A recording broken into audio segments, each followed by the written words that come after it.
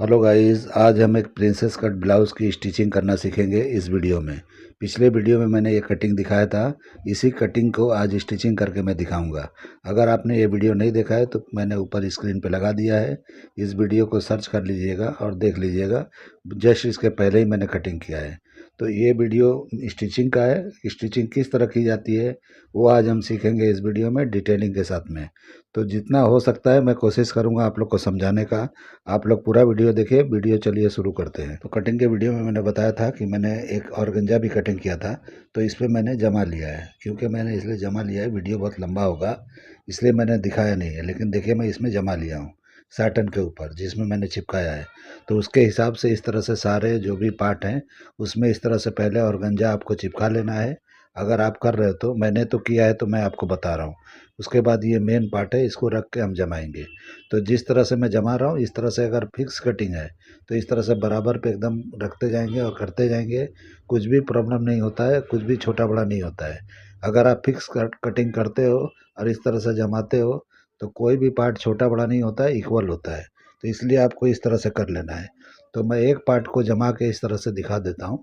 सारे पार्टों को जमा के नहीं दिखाऊंगा, यानी लाइनिंग अटैच करके। तो इस तरह से आप लोग को पहले कर लेना है। सारे पार्ट जितने भी कटिंग होते हैं, यानी बैग है, फ्रंट है, जो भी पार्ट हैं सबको आपको इस तरह से जमा लेना है। मैं रख के दिखा रहा हूँ, देखिए किस तरह से मैंने जमाया है। इस तरह से आपको सारे पार्ट को जमा लेना है, यानी जितने भी है, यानी बैग है, फ्रंट है, साइड का पैनल है, स्लीज है। तो स्लीज में मैंने कैनवास नहीं लगाया था, यानी जो भी फ्यूजिंग है मैंने नहीं लगाया था क्योंकि बहुत मोटा हो जाएगा, तो स्लीज में ज़रूरत नहीं है। तो ऑर्गेन्जा मैंने लगाया है तो मैं आपको दिखा रहा हूँ। तो ऑर्गेन्जा के बाद साटन लगा देंगे, साटन के बाद लाइनिंग लगा देंगे। लेकिन जो फ्यूजिंग मैंने बॉडी पार्ट में सारा चिपकाया है वो स्लीज में ज़रूरी नहीं है चिपकाना। चिपकाना चाहो तो चिपका सकते हो, ऐसा कुछ नहीं है, लेकिन ज़रूरत नहीं है क्योंकि काफ़ी थिक हो जाएगा। और इस तरह से मैं अपने ब्लाउज़ में जो भी मैं अपने क्लाइंट के लिए करता हूँ, जो वेडिंग के होते हैं, एम्ब्रॉयडर वाले होते हैं, जो हैवी होते हैं, उसमें इस तरह से फ्यूजिंग करना चाहिए। अगर आप नॉर्मल बनाते हो तो उसमें ज़रूरत नहीं पड़ता है, उसमें आपको नहीं करना है। उसमें सिर्फ डबल लाइनिंग का इस्तेमाल करना है और उसके बाद में आपको पलटी करके बना देना है। एक लाइनिंग जमाना है मेन पार्ट में और दूसरे लाइनिंग को पलटी करना है, दूसरे लाइनिंग से आपको पलट के बनाना है। तो फिनिशिंग ऐसा आएगा, थिक बनेगा, यानी जो अभी तक आपने काम किया है उससे बेहतर बनेगा। आपने कभी ट्राई नहीं किया तो एक बार ट्राई करके ज़रूर देखिए, जो मैं आपको तरीके बता रहा हूँ। हो सकता है आपके पास इस तरह का वेडिंग का नहीं आता होगा, तो इसलिए आप इसको नहीं आप सीरियस लोगे। लेकिन जो नॉर्मल बनाते हो उसमें आपको डबल लाइनिंग का इस्तेमाल करके बनाओगे, परफेक्ट बनेगा, अच्छा बनेगा, पहले से बेहतर बनेगा। और फिनिशिंग भी बेहतर आएगी और देखने में भी बेहतर रहेगा, स्टिफ बैठेगा, जिसके बॉडी पे जाएगा उसको भी अच्छा लगेगा, यानी जिसके लिए बना रहे हो उसको भी बेहतर लगेगा। अभी हम पैनल का जॉइंट करेंगे, क्योंकि पैनल को जॉइंट करने के लिए यहाँ पे बूट चेंज करना होगा। क्योंकि सिंगल बूट का इस्तेमाल करेंगे तो एम्ब्रॉयडरी के बाजू से मशीन चलेगा तो बराबर एकदम प्रॉपर आएगा। डबल बूट का इस्तेमाल यहाँ करोगे तो सही से नहीं चल पाएगा मशीन, टेढ़ा मेढ़ा भी होगा और चलेगा भी नहीं, एम्ब्रॉयडरी भी टूटेगा। अगर आप प्लेन बना रहे हो तो इस तरह से बूट चेंज करने की ज़रूरत नहीं पड़ता है। लेकिन एम्ब्रॉयडर्ड पार्ट होते हैं, जो भी एम्ब्रॉयडरी वाले ब्लाउज होते हैं और हैंडवर्क वाले होते हैं तो बहुत मोटे होते हैं, सॉफ्ट होते हैं, उसमें चल सकता है। जैसे मशीन वर्क होता है तो उसमें चल जाता है डबल बूट। लेकिन आपका हैंडवर्क होगा या रेडीमेड आप खरीदते हो कहीं से, समझो रेडी बना हुआ आता है, तो उसको स्टिचिंग करने के लिए डबल बूट का इस्तेमाल करोगे तो बिल्कुल जड़ में सिलाई नहीं चलता है। तो इसलिए आप सिंगल बूट का इस्तेमाल करोगे तो अच्छी तरह से जड़ में चलेगा। तो इस तरह से जड़ में चलाने के लिए सिंगल बूट का इस्तेमाल करना चाहिए। तो एक तरफ का मैंने जॉइंट करके दिखा दिया, दूसरे तरफ का भी करके दिखा रहा हूँ। एक को मैंने नीचे से ऊपर लाया, अभी ऊपर से नीचे लेके जा रहा हूँ। तो इस तरह से दोनों तरीके मैं बता दे रहा हूँ, जहाँ से आपको जमे आपको कर लेना है। ऐसा नहीं है कि मैं जहाँ से कर रहा हूँ वैसे ही करोगे तो सेम होगा, ऐसा कुछ नहीं है। आपके हाथ में जो आपको जैसे जमता है, जैसे आपको बेहतर लगता है, बस एक जैसा जॉइंट अच्छा होना चाहिए। जो भी काम करते हो अच्छा होना चाहिए, बस यही मकसद है। काम कैसे भी करो, काम बेहतर होना चाहिए, वो मेन चीज़ है, बाकी ऐसा कुछ नहीं है। आपको अगर लगता है कि जो मैं तरीका बता रहा हूँ आप लोग को सूट करता है तो आप इसको इस्तेमाल कर सकते हो। लेकिन मैं अपना जैसा करता हूँ, जैसे मुझे जमता है, इसलिए मैं वो बता रहा हूँ आप लोग को। अभी देखिए यहाँ पे मैं डार्ट लगा रहा हूँ, बैक का डार्ट। इस तरह से जहाँ भी खाली पार्ट है, जहाँ पे एम्ब्रॉयडरी नहीं हुआ है, यानी जब हम फर्मा कटिंग करके देते हैं उस हिसाब से वर्क होके आता है, तो इस तरह से वहाँ पे खाली पार्ट होता है, तो इतना ऐसे पकड़ के आपको डाट लगा देना है। तो देखिए मैंने किस तरह से नीचे से मैच करके किया है, इसी तरह से करना है। दूसरा भी मैं करके दिखा रहा हूँ, क्योंकि नीचे का बॉर्डर है बिल्कुल मैच होना चाहिए, यानी कि बॉर्डर से बॉर्डर मैच होकर रहेगा तो अच्छा दिखाई देगा, ऊपर नीचे सरकेगा खराब दिखाई देगा। तो यहाँ पे आपको बिल्कुल ध्यान देना है, कहीं भी जॉइंट करते हो तो उस जॉइंट पे एकदम मैच होना चाहिए, एम्ब्रॉयडरी से एम्ब्रॉयडरी मैच होना चाहिए, तो अच्छी तरह से क्लीनिंग और फिनिशिंग के साथ बनता है। तो इस तरह से मैंने जॉइंट करके आपको दिखा दिया। अभी हम शोल्डर पहले मार लेंगे, तो अभी नेक की तरफ से लगाना है, मैं रख के आपको दिखा रहा हूँ, और इस तरह से मैच करके यहाँ भी मिलाना है, यानी कि जो आपने बॉर्डर बनवाया है, तो बॉर्डर मिलेगा तो बेहतर लगेगा, आगे जाके नहीं मिलेगा तो चलेगा, क्योंकि आगे का पार्ट जो है वो जाल वाला है, यानी कि बॉर्डर उसमें नहीं है, लाइन उसमें नहीं है, इसलिए जहाँ पे लाइन है वहाँ मैच करना ज़रूरी है। तो देखिए मैंने इस तरह से एक तरफ का ज्वाइंट करके आपको दिखा दिया, दूसरे तरफ भी सेम टू सेम इसी तरह से आपको ज्वाइंट करना है। भले कोई भी पार्ट ऊपर हो नीचे हो, उससे कोई मकसद नहीं होता है, बस आपको इस तरह से मैच करके ज्वाइंट करना है। मार्जिन कहीं भी जो आपने रखा है उतना ही पकड़ के ज्वाइंट करना है, और मार्जिन आधा इंच का नहीं लिया जाता है, 3 पॉइंट का लिया जाता है, यानी क्वार्टर इंच से थोड़ा ज़्यादा, यानी ज़्यादा मार्जिन लेने से भी वो सही नहीं दिखता है। तो इसीलिए मार्जिन का भी इतना इस्तेमाल मत करो कि ख़राब दिखाई दे। बहुत लोग आधा आधा इंच से ज़्यादा लेते हैं, वो सही नहीं है, वो अच्छा नहीं दिखता है। आप खुद भी ट्राई करके देख लेना, अगर मैं जो बोल रहा हूँ आपको ऐसा लगे कि नहीं आधा इंच ही लिया जाता है, तो आप ट्राई करके दोनों देख लेना कि कौन सा बेहतर लगता है। इसलिए इसको मैं इस तरह से पलटी कर रहा हूँ, तो देखिए किस तरह से मैं कर रहा हूँ। तो इस तरह से आपको पलटी कर लेना है, यानी बॉर्डर की तरफ, यानी बॉटम का एरिया। तो इस तरह से पलटी करना है, उसके बाद आपको बाद में जमाना है। तो कैसे जमाना है, टेबल पे मैं प्रेसिंग करके भी जमा के आपको दिखा दूंगा। आज मैं रिवील सिविल पट्टी इसमें लगा के नहीं दिखाऊंगा, मैं टेबल पे चिपका के दिखाऊंगा कैसे चिपकाया जाता है। यानी दो तरीके हैं, मैं हमेशा मशीन से ज्वाइंट करके आप लोग को दिखाता हूँ जॉइंट पे रख रख के, तो वो भी तरीके हैं, सही है। ये भी तरीका आज मैं एक अलग बता देता हूँ कि किस तरह से भी कर सकते हो, यानी कि अलग अलग तरीक़ों से जैसे आपको बेहतर लगे वैसे किया जा सकता है। देखिए इस तरह से आपको एक सिलाई लगा लेना है, यानी कि लाइनिंग के ऊपर जब आप पलटी करोगे तो इस तरह से सिलाई लगा लोगे तो अच्छी तरह से पलटी होता है। तो इस तरह से लाइनिंग के ऊपर लगाया जाता है। तो दोनों मैं करके आपको दिखाता हूँ, दोनों स्लीव्स का। तो इस तरह से आपको करना है, उसके बाद प्रेसिंग पे हम चलेंगे, और अच्छी तरह से आपको प्रेसिंग करके मैं दिखाता हूँ कि इसको प्रेस किस तरह किया जाता है। अभी डबल बूट का इस्तेमाल यहाँ पे हम लोग करेंगे, क्योंकि ये हमारा सिंगल बूट का काम ख़त्म हो गया, क्योंकि लाइनिंग जब हम इसमें जो भी स्टिचिंग वगैरह करेंगे तो उसमें डबल बूट की ही ज़रूरत पड़ती है, सिंगल बूट से नहीं होता है, वो ख़राब दिखेगा। करने को कर सकते हो, लेकिन मैं डबल का इस्तेमाल कर रहा हूँ। तो देखिए किस तरह से अभी डाट वगैरह लगा रहा हूँ। तो बैक वाले पार्ट में भी आपको डाट लगाना है, मैंने मार्किंग कुछ भी नहीं किया है, सब आइडिया से अंदाज से ही मैं कर देता हूँ। मेरा काम करने का तरीका आप देखोगे, लाइव देखोगे तो आपको पता चलेगा मैं मार्किंग करता ही नहीं हूँ, बिना मार्किंग का ही पूरा आउटफिट बना देता हूँ। तो वीडियो बनाने के लिए इतना सारा मार्किंग करके दिखाता हूँ आप लोग को सिखाने के लिए, वरना मुझे ऐसा कुछ ज़रूरत ही नहीं पड़ता है कहीं मार्किंग करो कुछ भी करो, क्योंकि अंदाज से ही सब कुछ हो जाता है। आपके पास टेक्निक है, तरीका है, आप एक्सपर्ट हो, आपको हर जगह मेजरमेंट लगाने का और यहाँ पे निशान लगाने की ज़रूरत ही नहीं पड़ता है, सब ऑटोमेटिक होता जाता है। यही मेन चीज़ होता है, यही सब सीखते सीखते आदमी एक्सपर्ट हो जाता है, तो कुछ भी कर ले जाता है और बेहतर होता है उससे।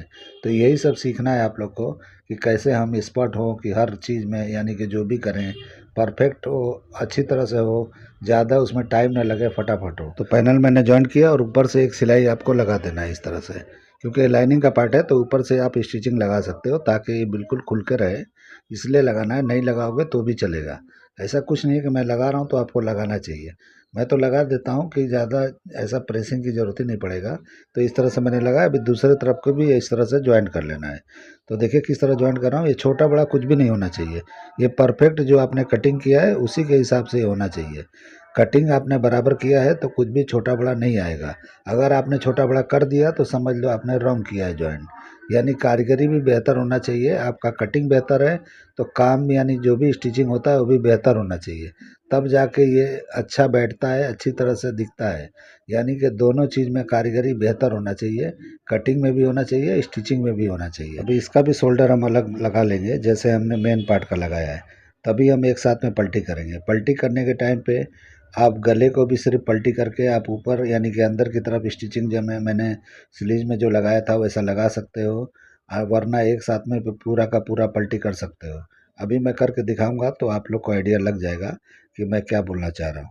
तो इस तरह से करने के बाद में अगर आप इसमें कैनवास वगैरह जो मैं हमेशा फ्यूजिंग पेपर नेक वगैरह में चिपकाता हूँ, नेक में यानी कि वेस्ट में और स्लीव्स के बॉटम में, तो मैंने देखो स्लीव्स में मैंने नहीं चिपकाया था, ऐसे ही पलटी कर दिया। अगर आप चाहते हो कि इसमें भी ना चिपकाएं तो पहले नम की सिलाई इस तरह से लगा लेना है। देखिए किस तरह मैं लगा रहा हूँ, इस तरह से एक सिलाई आपको लगा लेना है, सब जगह लगा लेना है। यानी ये लाइनिंग बिल्कुल इस तरह से बिल्कुल चिपकाया हुआ नहीं है। तो आप किस तरह से एक सिलाई लगा लोगे तो कभी भी ये बढ़ेगा नहीं, यानी खींचेगा नहीं। जब आप पलटी करने के लिए इस तरह से स्टिचिंग लगाओगे तो ये बिल्कुल खींचेगा नहीं। तो इसलिए आपको इस तरह से नम का सिलाई, ये नम नहीं है, बिल्कुल सिंपल मैंने इस तरह से लगाया है। नम भी नहीं देना है आपको इतना कि छोटा हो जाए, क्योंकि कटिंग आपने बराबर किया है तो एक सिलाई यहाँ पे लगा लेना है। यानी जैसे मैं लगा रहा हूँ इस तरह से आपको लगाना है। और चारों तरफ मैं लगा रहा हूँ, कोई एरिया मैं छोड़ नहीं रहा हूँ। यानी नेक है, आर्मोल है, बॉटम है, साइड है, सब जगह मैं लगा रहा हूँ, क्योंकि ये पार्ट जो है बढ़ना नहीं चाहिए। क्योंकि ये बिल्कुल फ्यूजिंग के साथ नहीं है और ये थिक नहीं है, सॉफ्ट है। तो इसलिए आपको यहाँ पे लगा लेना है। कॉटन वगैरह आप करते हो तो उसमें प्रॉब्लम नहीं होता है, लेकिन इस तरह का लाइनिंग होता है तो उसमें थोड़ा प्रॉब्लम होता है, थोड़ा खिंचता है यानी स्टिचिंग के टाइम पे। लेकिन इस तरह कर लोगे तो कोई प्रॉब्लम नहीं होगा। तो देखिए मैं इस तरह से अभी मैं मार लिया पूरा सिलाई चारों तरफ, इस तरह से लगाएंगे। अभी प्रेसिंग पे जाएंगे, प्रेसिंग करके आपको दिखाता हूँ कि किस तरह से प्रेसिंग किया जाता है। करने के बाद में जब हम इसको पलटी करेंगे तो कुछ भी छोटा बड़ा नहीं होगा। तो देखिए यहाँ पे प्रेसिंग टेबल पे आ गया हूँ। अभी यहाँ पे आपको जॉइंट भी जो बैक का है किस तरफ गिराना है अच्छी तरह से ध्यान से देख लो। तो जो मेन पार्ट का है वो किस तरफ गिराना है, यानी कि सेंटर की तरफ। और जो हमारा लाइनिंग है उसको साइड की तरफ गिराना है। यानी जॉइंट से जॉइंट टकराना नहीं चाहिए, टकराएगा तो थोड़ा मोटा होता है। इसीलिए आपको ध्यान रखते हुए जॉइंट को दोनों तरफ इस तरह से गिराना है। जब आर्मोल चढ़ाते हो तो आर्मोल का जो साइड होता है, यानी साइड होता है दोनों स्लीव्स का और बॉडी पार्ट का यानी ब्लाउज का, तो ब्लाउज का आपको बैक की तरफ गिराना है साइड, यानी साइड का जॉइंट जो है, और स्लीव्स में फ्रंट की तरफ गिराना है। यानी वहाँ भी टकराना नहीं चाहिए, तो टकराएगा तो मोटा होता है, आपको दिक्कत होगा। तो इसीलिए आपको इस तरह से ध्यान रखते हुए करना है कभी भी। तो प्रेसिंग किस तरह किया जाता है आप देख रहे हो, इस तरह से आपको करना है। यानी कि शोल्डर का पार्ट को इस तरह से दोनों को जॉइंट को चीर देना है। चीरने के बाद प्रेस लगा के एक फुट पट्टी वगैरह से दबा देंगे तो उससे क्या होता है, फ्लैट हो जाता है, यानी चिपक जाता है वहाँ पे। तो इस तरह करने से वो कभी पलटी नहीं होगा, वहीं पे रुका रहता है। आप इस तरह से हटा लोगे प्रेस और इस तरह से नहीं रखोगे तो बाद में इतना चिपकता नहीं है, इधर उधर होने का चांस होता है। तो इसलिए रखा जाता है बिल्कुल फ्लैट चिपक जाए। यानी पैंट वगैरह में जो क्रीज वगैरह लगाते हैं सेंटर में, तो इस तरह से पुट पट्टी पे लगाएंगे तो एकदम अच्छी तरह से क्रीज रुका रहता है। आप डायरेक्ट इसी तरह से नॉर्मल मारोगे तो उसमें और इसमें फ़र्क होता है। इसीलिए रखा जाता है। तो बहुत लोग रखते हैं, बहुत लोग नहीं रखते हैं। तो जिनको नहीं मालूम है उनको इस तरह का इस्तेमाल करना चाहिए, और जिनको पता है उनके लिए तो कोई बात ही नहीं है। तो देखिए इसको भी मैं चिरवाई कर रहा हूँ, यानी कि जो हम प्रिंसेस कट का जॉइंट लगाए हैं तो इस तरह से चीर देंगे, यानी दोनों तरफ जॉइंट को फैला देंगे तो ये सॉफ्ट हो जाएगा। अगर आप एक तरफ गिराओगे तो मोटा मोटा होगा। तो इसीलिए कभी भी इस तरह से एक तरफ नहीं गिराना है, इसको चिरवा कर देना है। तो देखिए शोल्डर को जैसे मैंने किया इसको भी कर देना है। तो इससे क्या होता है, सॉफ्ट होता है, बेहतर होता है, यानी कि फिनिशिंग अच्छी आती है। बस इसी यही मकसद है, बाकी कुछ नहीं है। आपको तो सिलना है तो कैसे भी सिल सकते हो, लेकिन एक तरीका होता है, उसको तरीके को मैं आपको बता रहा हूँ। आपको फॉलो करना है तो कर लेना, नहीं करना है तो भी कोई बात नहीं है। आपके पास पतला कपड़ा है तो उसमें ज़रूरत नहीं पड़ता है। आपके पास मोटा हो, इस तरह का काम हो, वेडिंग का हो या वर्क वाले हो, कुछ भी हैवी हो, तो आपको हैवी के हिसाब से काम किया जाता है। ऐसा नहीं है कि हर चीज़ को एक ही तरीके से नहीं किया जाता है। तो बहुत लोग एक तरीका जो जानते हैं उसी को फॉलो करते हैं, लेकिन अपना दिमाग लगा लगा के मैं अपने तरीके से करता हूँ और आप लोग को बता रहा हूँ कि इस तरह से किया जाता है। मेरा मतलब है जैसे बेहतर बने वैसे बेहतर आपको बनाना चाहिए। अगर इस तरह से करते हो तो इसमें बहुत टाइम नहीं जाता है। इस तरह से करने से अगर फिनिशिंग काम करते हैं हम तो उसमें बहुत टाइम एक्स्ट्रा नहीं जाता है। लेकिन बहुत लोग को लगता है कि जब हम बेहतर काम करेंगे तो उसमें टाइम बहुत जाएगा, बहुत टाइम खराब होगा। ऐसा कुछ नहीं होता है। आप सिंपल ब्लाउज बनाओ, एक फिनिशिंग ब्लाउज बनाओ, सेम टाइम जाता है, कुछ भी फ़र्क नहीं। 19-20 का फ़र्क हो सकता है, होगा, लेकिन वैसा आपको चार्ज भी मिलेगा। ऐसा नॉर्मल काम करोगे तो उसमें इज्जत भी नहीं है, पैसे भी नहीं है। आप बेहतर काम करोगे तो उसमें मुँह माँगा रकम आपको मिलता है। तो आपको पता नहीं होगा कि क्या क्या चार्ज मिलते हैं। तो ऐसा आपके काम के ऊपर होता है। आप एरिया में किसी भी एरिया में हो, जो वहाँ पे प्राइस चलता है उससे डबल आप ले सकते हो। आपके अंदर ऐसा हुनर है, आपका काम बेहतर है, तो जिस एरिया में जो भी चार्ज चलता है उससे डबल चार्ज आप करके ले सकते हो। जिनको आपके काम की कदर होगी, पहचान होगी, वो आपको देके जाएगा। अगर आपके काम में बेहतरी नहीं है तो आप कुछ भी कर लो, कहीं भी रहोगे, आपको नहीं मिलेगा। आपको ऐसा नहीं है कि आपको मुंबई में रहोगे या दिल्ली में रहोगे या कहीं भी ऐसे बड़े सिटी में रहोगे तो बड़ा पैसा मिलेगा, ऐसा ज़रूरी नहीं है। क्योंकि मुंबई में मैं रहता हूँ, यहाँ पे 300 से लेके और ऊपर जितना भी जा सकते हो उतना स्टिचिंग का चार्ज है। आपके ऊपर है कि कैसा आपका काम है, कैसे चार्ज कर सकते हो, कैसे ले सकते हो। वो आपके पास वो तरीका होना चाहिए, टेक्निक होना चाहिए, काम वैसे होना चाहिए, क्लाइंट आपके वैसे होने चाहिए। तो क्लाइंट आपको ढूंढना पड़ेगा बेहतर, तब जाके आपको बेहतर पैसे मिलेंगे। आप नॉर्मल लोगों का बनाओगे तो नॉर्मल ही मिलेगा, जितने आप सेलिब्रिटी लोग का बनाओगे उतना ही ज़्यादा मिलेगा। आपका काम बेहतर होगा, जो भी चार्ज बोलोगे मिलता है, ऐसा नहीं है। आप 5,000 भी एक ब्लाउज का चार्ज कर सकते हो और 300 भी कर सकते हो। आपको डिसाइड करना है कि आपको क्या करना है। तो देखिए स्लीव्स को किस तरह से मैं कर रहा हूँ, इस तरह से आपको करना है। यानी कि आपको किस तरह से रिविल सिविल पट्टी लगाना है, पहले इस तरह से प्रेसिंग कर लेना है। यानी कि जो भी आपने इस तरह से जॉइंट किया है, इस तरह से अच्छी तरह से क्लीनिंग करके और इस तरह से रिविल सिविल पट्टी रख के और उसके बाद आपको चिपका लेना है। तो इस तरह से चिपका लोगे तो यहाँ भी चिपकता है। और मैं एक बार बताया था, कई बार बताया हूँ मैं, कि मैं उसमें स्टिचिंग में भी इस तरह से रिविल सिविल पट्टी को ज्वाइंट करता हूँ। वैसे भी कर सकते हो, ऐसे भी कर सकते हो, लेकिन प्रेसिंग आपको ध्यान देना है कि जब भी आप कुछ ज्वाइंट करते हो तो उसके बाद प्रेस पे आना है, इंटरलॉक पे जाना है, यानी कि ओवरलॉक मशीन होता है उस पे जाना है।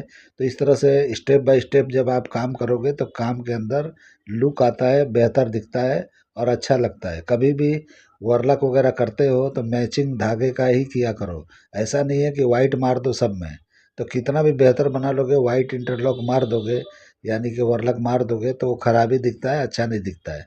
तो फिनिशिंग काम का यही मतलब है कि बिल्कुल मैचिंग का होना चाहिए, फिनिशिंग के साथ होना चाहिए। हर जगह मार्जिन भी आप रखते हो तो एक जैसा इक्वल होना चाहिए। ऐसा नहीं है कि मार्जिन भी ज़्यादा हो, कहीं कम हो, ये भी सब फिनिशिंग के अंदर ही आता है। यानी हर चीज़ पे आपको ध्यान देते हुए जाना है। अभी देखिए मैं यहाँ पे चिपका दिया थोड़ा ऊपर की तरफ, और उसके बाद जो भी लाइनिंग हमारा बड़ा है उसको कटिंग कर देंगे। उसके बाद हम इसको जाके मशीन पे सेट करेंगे, यानी सिलाई करेंगे। बाद में कच्चा वगैरह है उसको मैं बंद कर दूंगा बाद में।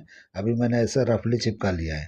अभी इस पे भी प्रेस वगैरह लगा लेना है, यानी कि जो आपने नम का सिलाई वगैरह लगाया है तो उस पे इस तरह से मारना है, खींच के नहीं मारना है, उसी पे नम करते हुए इस तरह से प्रेसिंग रख, यानी प्रेस रख रख के आपको सिर्फ साफ कर लेना है।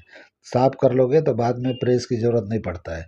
इसीलिए कभी भी पूरा बनने के बाद प्रेसिंग नहीं किया जाता है। तो जब जब प्रेस की ज़रूरत पड़े तब तब प्रेस लगाओ, जब स्टिचिंग की ज़रूरत है स्टिचिंग लगाओ, जब इंटरलॉक की ज़रूरत है इंटरलॉक मारो, तब जाके फिनिशिंग होता है। और आपको काम करने में भी मज़ा आएगा, इतना मेहनत का काम नहीं है ये। आप एक साथ में लगातार मशीन पे बैठते हो तो दिक्कत होता है, लेकिन थोड़ा करके आप जाओ टेबल पे, थोड़ा जाओ इंटरलॉक मशीन पे, तो इस तरह से आपका बॉडी भी रिलैक्स रहता है और अच्छी तरह से काम भी होता है। तो कभी भी एक साथ मत बनाओ, इस तरह से उठ उठ के आप करोगे तो आप देखो, एक बार बना के ट्राई करो जैसे मैं कर रहा हूँ, इस तरह से फॉलो करके आप देख लो, आपको खुद समझ में आ जाएगा। ये हुकाई की पट्टी है, इसको भी हम फ्यूजिंग कर लेंगे। इसमें भी फ्यूजिंग करके टाइट करके लगाएंगे तो पलटी नहीं होगा, यानी टाइट रहेगा, स्टिफ रहेगा। तो देखिए किस तरह से मैंने सैटन पे रखा है, यानी पेपर कैनवास को। उसके बाद फ्यूजिंग करना है। उसके बाद जो भी आपका ये मेन पार्ट है, यानी जो भी आप स्टिचिंग कर रहे हो ब्लाउज का पार्ट, पतला हो या मोटा हो, इस तरह से आपको करना है। अगर मोटा कपड़ा है तो डायरेक्ट आपके कपड़े में चिपकाना है। अगर आपका पतला है तो देखिए पतले कपड़े को किस तरह किया जाता है, इस तरह से करना है। साटन पे चिपकाने के बाद में ऑर्गेन्जा का जो पतला पार्ट है वो मैंने इस पे रख के अब इस तरह से जमा लेना है। इस तरह जमा लोगे तो एकदम परफेक्ट, एकदम जैसा लुक है ब्लाउज का वही आएगा। आप साटन मत लगा देना, नहीं तो ज़रा भी फैलेगा तो ख़राब दिखाई देगा। इसीलिए मेन पार्ट का इस्तेमाल वहाँ पे करना है। अभी हम इसकी कटिंग कर लेंगे, यानी बराबर पे। तो इस तरह से बराबर पे रख के कटिंग करना है। उसके बाद मशीन पे जाके पलटी करके उसके बाद बनाना है। वो कैसे करना है मशीन पे चलते हैं, आपको दिखाता हूँ। तो देखिए यहाँ पे आ गया हूँ। तो ओपनिंग का पार्ट है उसको चेक कर लेना है कि बराबर है या नहीं है, दोनों तरफ का सेम होना चाहिए। कुछ भी छोटा बड़ा हो तो यहाँ पे खींच वगैरह के बराबर कर लेना है, या अगर कोई ज़्यादा बड़ा है तो उसको नम दे के बराबर कर लेना है। यानी दोनों साइड का इक्वल होना चाहिए, ताकि आप हुकाई पट्टी लगाओ या जो भी पलटी करो तो इक्वल होना चाहिए, एम्ब्रॉयडरी से एम्ब्रॉयडरी मैच होना चाहिए।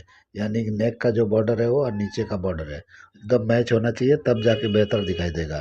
तो इस तरह से मैंने चेक कर लिया, बराबर नहीं था, थोड़ा 19-20 था, तो जो छोटा है थोड़ा सा खींच के मैं लगा के बराबर कर लूँगा। तो थोड़ा 19-20 हो जाता है कभी कभी, अगर नहीं होता है तो बेहतर है, होता है तो आपको बराबर कर लेना है।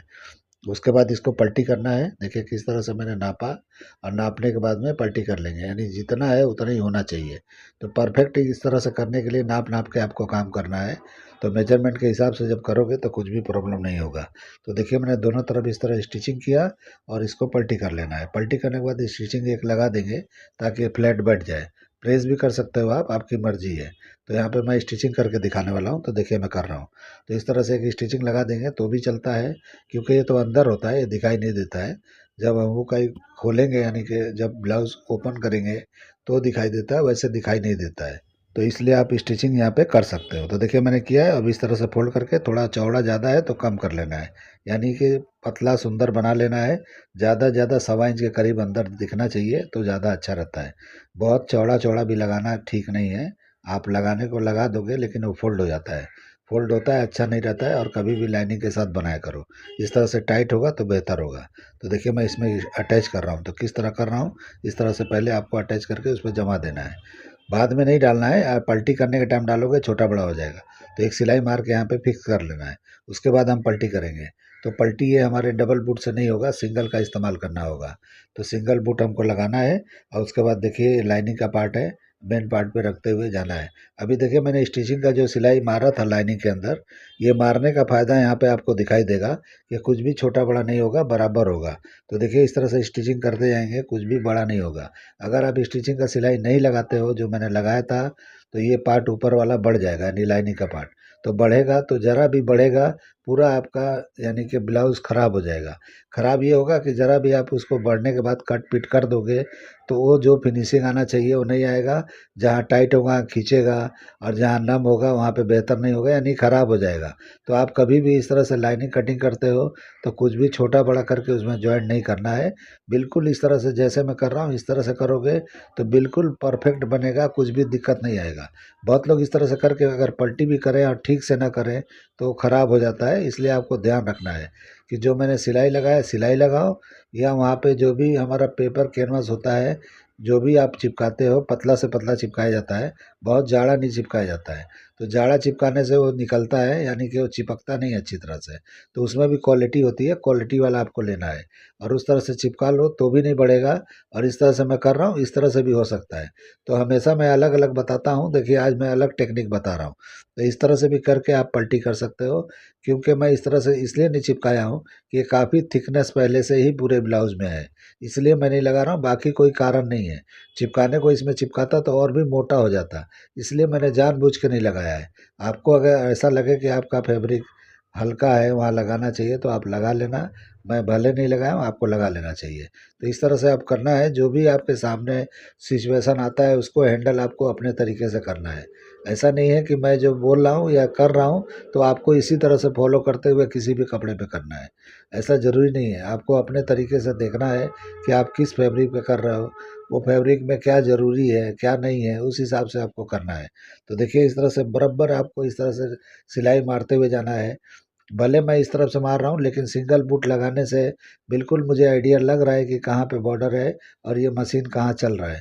तो ऑटोमेटिक ये चलता है, अगर पॉइंट पे कहीं भी 19-20 होगा तो उसको चेक करके बाद में हम सही कर लेंगे, क्योंकि पॉइंट वगैरह जहाँ होता है वहाँ पे बराबर कॉर्नर वगैरह नहीं निकलता है, तो थोड़ा दिक्कत होता है ये मशीन वगैरह घुमाने में। तो इस तरह से आपको पहले कर लेना है, और उसके बाद अगर जहाँ भी मिसिंग दिख रहा है, यानी ज़्यादा गैपिंग दिख रहा है, तो आप वहाँ पे दोबारा सिलाई चला सकते हो। तो देखिए इस तरह से मैंने चलाया है और चेक कर लिया है, चेक किया है तो जहाँ भी गड़बड़ था मैंने सही कर लिया। तो इस तरह से सही कर लेना चाहिए, उसके बाद कट वगैरह लगा लेना है पलटी करने के लिए। तो इस तरह से कट लगाएंगे तो पलटी होगा।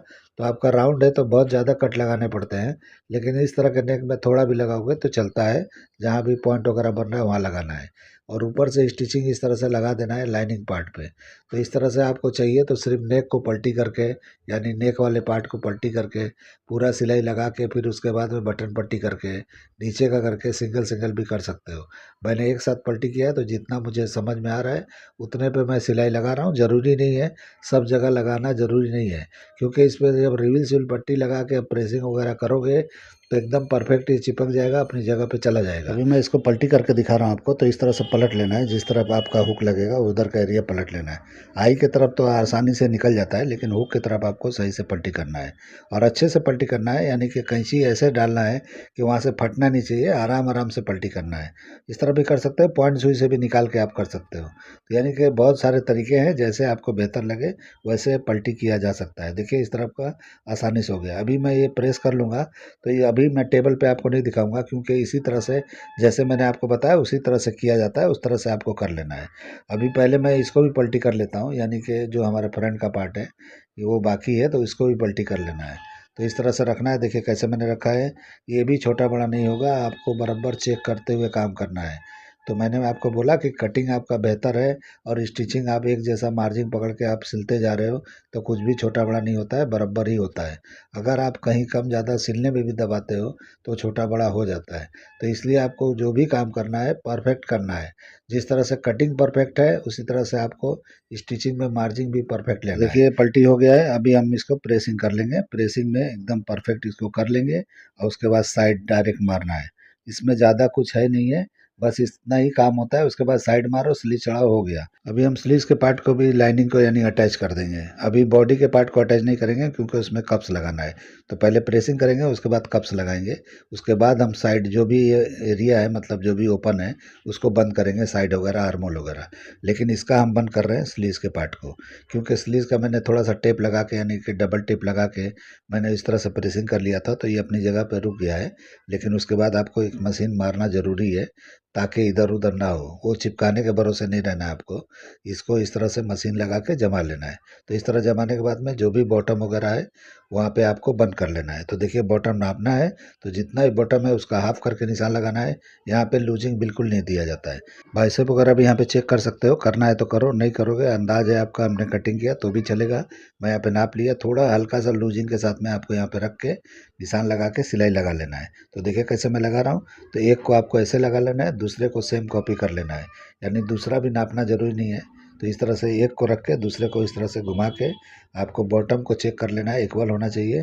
और बाइसेप का जो मेजरमेंट यानी जो आपने मार्जिन यहाँ रखा है वो अंदाज से भी अभी आ जाएगा, उसमें दिक्कत नहीं है।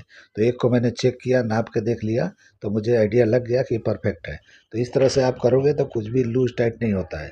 आप हर जगह चेक कर कर के काम करते हो और अच्छे से ध्यान रख के काम करते हो तो कुछ भी मेजरमेंट में दिक्कत आता ही नहीं है।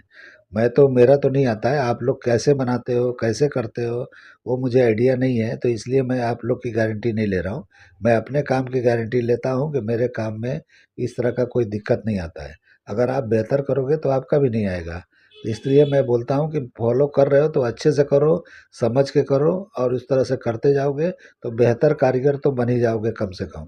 मास्टर भी अच्छे बन जाओगे। जो मैं कटिंग बताता हूँ परफेक्ट कटिंग है, इजी कटिंग है। इतना इजी कटिंग मुझे नहीं लगता है कि किसी ने सिखाया होगा या किसी को पता भी होगा। जो मैं कटिंग टेक्निक बताता हूँ, तरीके बताता हूँ, ये कहीं से सीखा हुआ नहीं है, मेरा पर्सनल है। इसलिए मैं बताता हूँ कि ये बिल्कुल मेरा बनाया हुआ है। आप कहीं भी चेक कर लोगे, मेरे जैसा कटिंग आपको कहीं नहीं मिलेगा, पूरे वर्ल्ड में नहीं मिलेगा, इंडिया का तो छोड़ ही दो। तो इसीलिए मैं बोलता हूँ, क्योंकि ये जो भी आप नया करते हो वो आपका पर्सनल होता है, इसीलिए मैं बोलता हूँ कि ऐसा नहीं कोई करता है, इससे बेहतर करता होगा। ऐसा नहीं बोल रहा हूँ कि मेरा सबसे बेहतर है, लेकिन बेहतर करता होगा, लेकिन मेरे जैसा नहीं करता है, क्योंकि मेरा खुद का बनाया हुआ टेक्निक है। इसीलिए आप इस तरह से फॉलो करके अगर बनाते हो और आपको आसान लगता है, इजी लगता है, तो आप लोग को फॉलो करना चाहिए और करके देखना चाहिए कि इसमें क्या खास बात है और क्या नहीं है। तो देखिए प्रेसिंग का मैंने नहीं दिखाया, लेकिन प्रेसिंग मैंने किया कर लिया है। किस तरह किया है, सब जगह रिवील सील पट्टी लगा के मैंने प्रेस कर लिया है। अभी इसमें कप्स लगाएंगे। तो कटिंग वीडियो में मैंने बताया था कि ये कम हो गया था, यानी कि जो भी हमारा बस्ट का सेंटर होता है फुल बस्ट का, तो वो कम हो गया था, एम्ब्रॉयडरी की वजह से थोड़ा श्रिंक हो गया था। तो मैंने वहाँ पे बराबर पे किया है, लेकिन यहाँ पे जब कप्स लगाएंगे तो थोड़ा हम आगे सरका के लगाएंगे, यानी 3.25 इंच का होना चाहिए। वो 3 इंच के ही करीब आ रहा था। तो देखिए थोड़ा, देखिए मैं बाहर की तरफ से लगा रहा हूँ। और कप का साइज़ आप देख लो क्या लगा रहा हूँ मैं। कप साइज़ मैं बड़ा लगा रहा हूँ। ये 33 साइज़ का ब्लाउज़ है। आपने देखा है कि अपर चेस्ट ज़्यादा था और चेस्ट कम था, लेकिन मैं यहाँ पे 36 का लगा रहा हूँ। वो इसलिए लगा रहा हूँ कि एम्ब्रॉयडरी वाला ये हैवी ब्लाउज़ है। अगर इसमें हम हैवी कप्स नहीं लगाएंगे तो बिल्कुल यहाँ बस्ट के ऊपर फ्लैट फ्लैट दिखाई देगा, यानी जो पहनेगा उसको मज़ा नहीं आएगा। तो इसलिए जो है उभार देने के लिए बस्ट के ऊपर मैं इस तरह से थोड़ा हैवी लगा रहा हूँ। तो हैवी आपको लगाना है कपड़े के हिसाब से, आपको नॉर्मल में नहीं लगाना है। ये मेरा एम्ब्रॉयडरी वाला है, भरा हुआ है, पूरा वर्क से भरा हुआ है, इसलिए मैं हैवी लगा रहा हूँ। आप लोग को नॉर्मल लगाना है, आप अपने हिसाब से 34 का लगा सकते हो, वो ज़्यादा बेहतर होगा। लेकिन मैं 36 का जानबूझ के लगा रहा हूँ कि इस ब्लाउज़ के अंदर उभार अच्छी तरह से दिखाई देगा, जो पहनेगा उसका लुक बेहतर दिखाई देगा। क्योंकि ये वेडिंग ब्लाउज है, भले ये दुल्हन की माँ का है, लेकिन यहाँ पे उभार होना चाहिए। तो ये नॉर्मल टेलर नहीं समझते हैं, ये डिज़ाइनर लोग समझते हैं कि किसको क्या लुक देना चाहिए। तो यह लुक देने के लिए मैं इस तरह से थोड़ा हैवी कप्स लगा रहा हूँ, यानी साइज़ बड़ा लगा रहा हूँ, ताकि बिल्कुल उभार दिखाई दे, अच्छी तरह से दिखाई दे, यानी कि जो पहने उसके बॉडी में लुक दिखाई दे। तो इसलिए मैं इस तरह से कर रहा हूँ। तो आप लोग को भी इस तरह से कभी भी डिसाइड करना है कि किसको कप्स लगाना है, तो ऐसा ज़रूरी नहीं आप लोग पूछते हो कि ये साइज़ में कितना लगाना है, वो साइज़ में कितना लगाना है। आपको देखना है कि किस में कितना लगना चाहिए, वो आपको समझना है। क्लाइंट क्या बोलता है, क्या फ़ील करता है, उसके हिसाब से आपको समझ के आपको करना चाहिए। ऐसा नहीं है कि जो मैं कर रहा हूँ, जो मैं बता रहा हूँ, यही परफ़ेक्ट है। हो सकता है क्लाइंट आपको दूसरा कुछ बोले और उसको दूसरा कुछ चाहिए, तो आपको उसके हिसाब से करना है। यानी कुछ भी करते हो क्लाइंट का सोच के ही करना है, क्योंकि क्लाइंट के लिए आप कर रहे हो तो क्लाइंट का ही सोच के करना है आपको। तो मैं अपने हिसाब से देखिए मैंने किया, ये बेहतर रहेगा, यानी कि जो भी ये ब्लाउज़ पहनेगा वो बॉडी में लुक अच्छा दिखाई देगा। अगर हम नॉर्मल लगा देंगे तो बिल्कुल फ्लैट दिखाई देगा, यानी बॉडी पे ज़रा भी उभार नहीं आएगा बस्ट के ऊपर, तो ख़राब दिखाई देगा। तो इसलिए जो है आपको इस तरह से समझ के करना है। अभी मैंने कप्स लगा लिया दोनों तरफ का, तो उसके बाद हम इस तरह से पलट के टाँका लगा लेंगे पीछे की तरफ, ताकि अपनी जगह पे टिका रहे, इधर-उधर ना हो। तो इस तरह से लगाने से वो अंदर लाइनिंग भी पकड़ के रखता है। तो इस तरह से आपको टाँका लगा लेना है और उसके बाद हम बाकी का सिलाई वगैरह साइड में जो भी बाकी है कच्चा वगैरह वो कर लेंगे, और उसके बाद हम यहाँ साइड मारेंगे और उसके बाद स्लीव इसमें आर्मोल में, आर्मोल भी सेटिंग करके आपको बताता हूँ कि कभी भी आर्मोल सेट करके किस तरह बनाया जाता है। बहुत लोग इस तरह कटिंग करते हैं और डायरेक्ट स्लीव चढ़ा देते हैं, तो डायरेक्ट नहीं चढ़ाना चाहिए, चेक कर लेना चाहिए कि आपका जो भी शेप वगैरह है आर्मोल का बराबर है कि नहीं है, कुछ छोटा हुआ है, बड़ा हुआ है। तो उसको चेक करने के बाद आप करोगे तो बेहतर फिनिशिंग के साथ बनेगा, क्योंकि आर्मोल का जो फिनिशिंग होता है मेन होता है। अगर आर्मोल आपने बेहतर नहीं बनाया, उसमें फिटिंग नहीं आया, उसको देखने में लुक भी बेहतर नहीं आया, तो ब्लाउज़ बना के कुछ मतलब ही नहीं है। तो ये चीज़ पे आपको ज़्यादा ध्यान देना है आर्मोल के ऊपर। तो कभी भी स्लीव वगैरह चढ़ाते हो तो अच्छे से चढ़ाना है, उसमें ताल वगैरह जो निकालते हो अच्छे से निकालना है, ताकि शेप अच्छा दिखाई दे। अच्छी तरह से आप बनाओगे तो बेहतर दिखाई देता है और बेहतर लुक लगता है। तो कितना भी सस्ता या महंगा ब्लाउज़ बनाते हो, आर्मोल में आपको ध्यान देना ज़रूरी है। तो आपको कभी भी ध्यान देना चाहिए। तो देखिए पहले मैं इस तरह से पूरे लाइनिंग को इस तरह से जमा ले रहा हूँ, यानी बंद कर दे रहा हूँ जो भी एरिया हमारा खुला है। यानी कप्स लगाने के बाद इस तरह से आपको बंद कर देना है सब जगह से। अभी इसका सेंटर निकालेंगे, यानी फ्रंट का, और उसके बाद सेंटर से हम आधा आधा करके साइड मारेंगे। तो देखिए मैं किस तरह से नाप रहा हूँ, इस तरह से नापना है। तो सेंटर मिला के इस तरह से रख के साइड मारना है तो बेहतर होगा। देखिए मैं किस तरह से लगा रहा हूँ, इस तरह से साइड लगाना है। और ऊपर का एरिया देखिए मैं किस तरह से चेक कर रहा हूँ, वहाँ भी सेंटर आपको देखना है। यानी कि देखिए नेक के पास मैं किस तरह कर रहा हूँ, तो बिल्कुल बैक टाइट होना चाहिए। यहाँ पे फ्रंट टाइट नहीं होना चाहिए, यहाँ बैक टाइट होना चाहिए। अगर बैक यहाँ पे लूज हुआ तो आपका बैक का नेक वगैरह सब लूज लूज होगा। इसीलिए मैं कटिंग करके आपको बताता हूँ कि यहाँ पे अपर चेस्ट पे कोई लूजिंग नहीं होता है, यानी बैक के अंदर। तो इस तरह से बिल्कुल यहाँ पे टाइट बैठना चाहिए, तब जाके आप साइड मारोगे और उसके बाद बनाओगे तो बिल्कुल आपके बैग में चिपक के बैठेगा। और फ्रंट में तो आपको पता है कि फ्रंट में उभार होता है, वो तो एडजस्ट कर लेता है, बैग में बिल्कुल फ्लैट होता है। इसलिए बैग में इस तरह से आपको नाप के बराबर करके और कभी भी स्टिचिंग लगाना है साइड का। एक स्टिचिंग ऐसे ही लगा लेना है अंदाज से, जो भी पकड़ के लगाओ अंदाज से लगा लो। उसके बाद इस तरह से मेजर करना है, जैसे खोल के मैंने किया है इस तरह से मेजर करना है। तो देखिए 1 इंच एक्स्ट्रा है ये, यानी जो हमको मेजरमेंट चाहिए वेस्ट का उससे 1 इंच एक्स्ट्रा है। अभी यहाँ भी चेक करेंगे अपर चेस्ट पे, तो अपर चेस्ट पे जितना भी आपको रखना है वो चेक करना है कि वो बराबर है कि नहीं है। तो मेजरमेंट से ये भी 1 इंच एक्स्ट्रा है।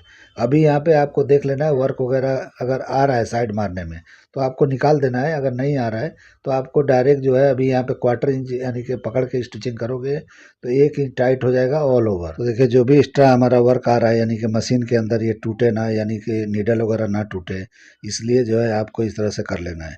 मैं 11 नंबर का सुई इस्तेमाल करता हूँ नीडल वगैरह। आप लोग 14 नंबर 11 नंबर कर सकते हो, इससे बड़ा नहीं करना चाहिए। बहुत लोग मोटे मोटे सुइयों से स्टिच करते हैं, वो फिनिशिंग बराबर नहीं आता है। पतला से पतला नीडल का इस्तेमाल करना चाहिए। तो 11 नंबर मैं करता हूँ। 14 नंबर या 11 नंबर यही करना चाहिए आप लोग को। तो जो आप लोग को बेहतर लगे आप लोग को करना चाहिए।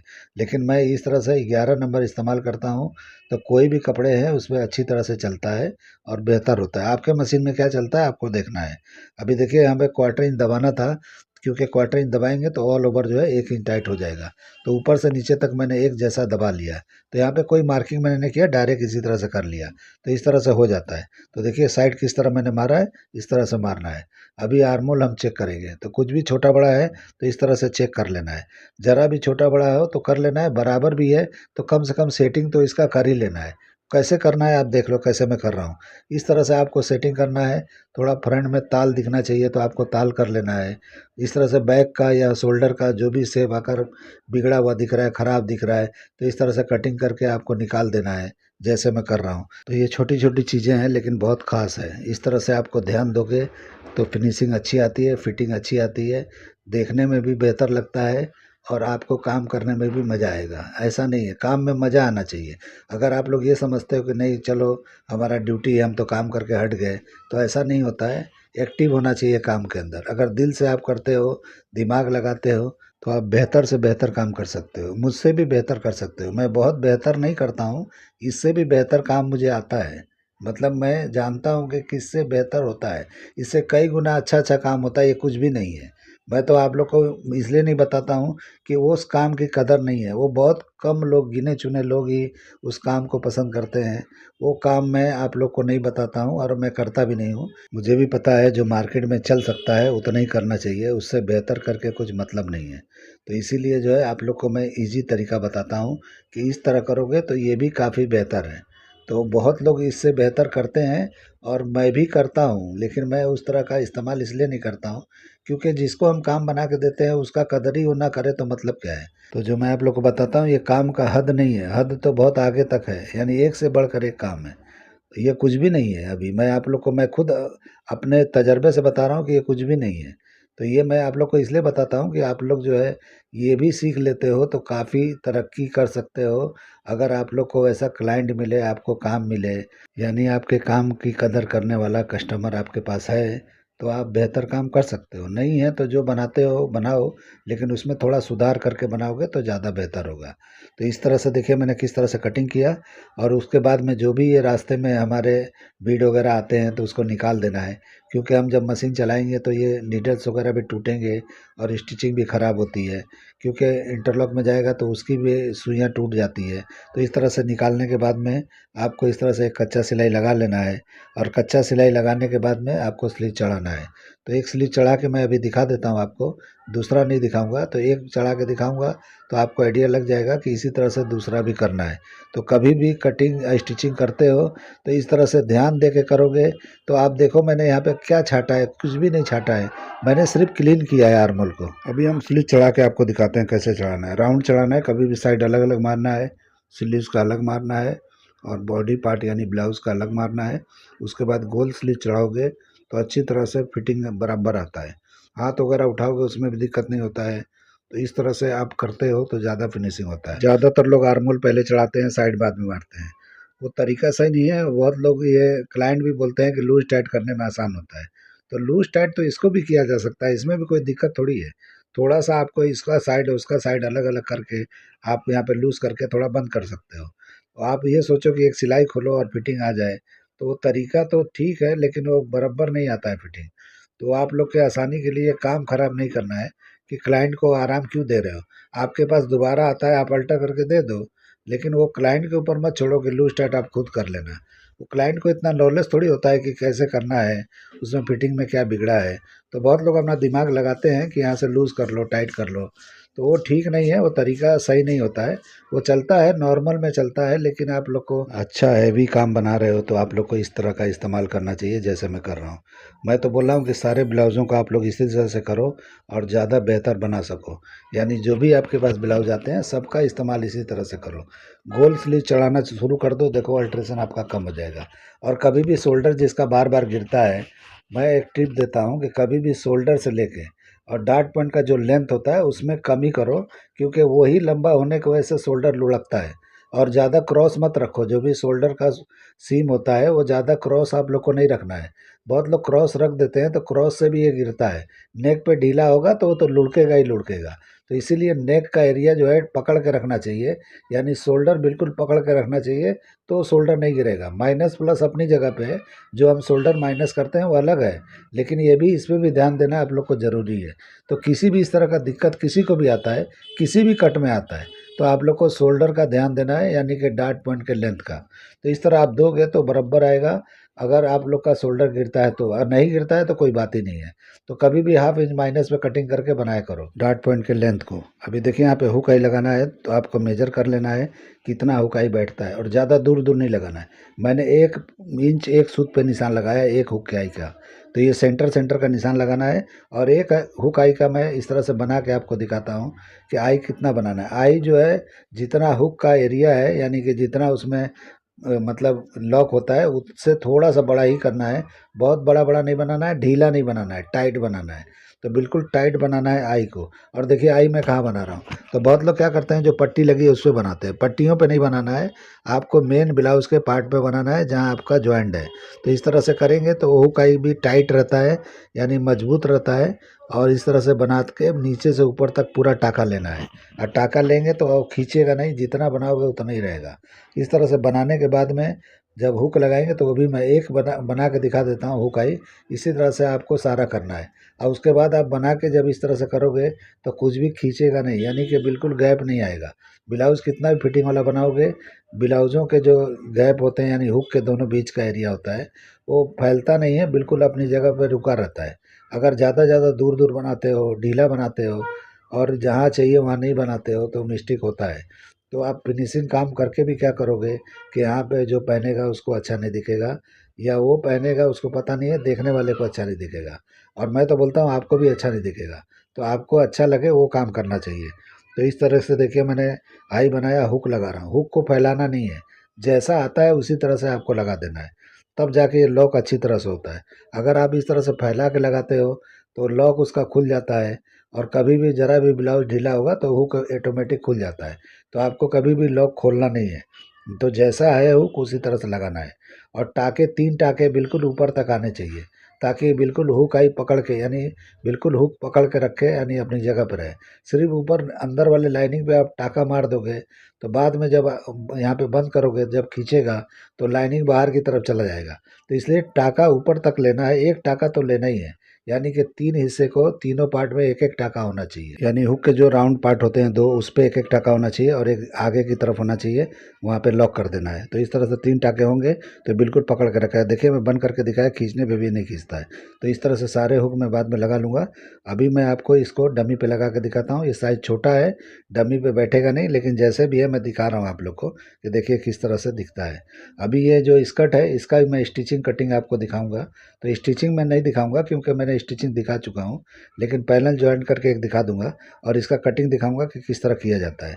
तो देखिए मैंने कैसे बनाया, इस तरह से आपको आउटफिट बनाना है। कभी भी आप काम करते हो तो इस तरह से आपको बनाना चाहिए जैसे मैं बनाया हूँ। तो उम्मीद करता हूँ कि आप लोग को बिल्कुल ये मेरा वीडियो या मेरा कटिंग या मेरा स्टिचिंग आपके समझ में आता है। अगर ये समझ में आता है तो मेरे चैनल को लाइक करो, सब्सक्राइब करो, और दोस्तों में शेयर ज़रूर करो। तो जैसे मैंने बनाया है इस तरह से आपको बनाना चाहिए। तो देखिए बस्ट के ऊपर उभार मैंने दिया है, तो इसका ध्यान रखते हुए आप लोग को भी करना चाहिए। अभी मैं नेक्स्ट वीडियो इसका स्कर्ट का दिखाऊंगा, तो ये वीडियो ज़रूर देख लेना। तो ये स्टिचिंग मैंने दिखाया आपको कैसा दिखता है। तो चलिए वीडियो एंड करते हैं। अल्लाह हाफिज़।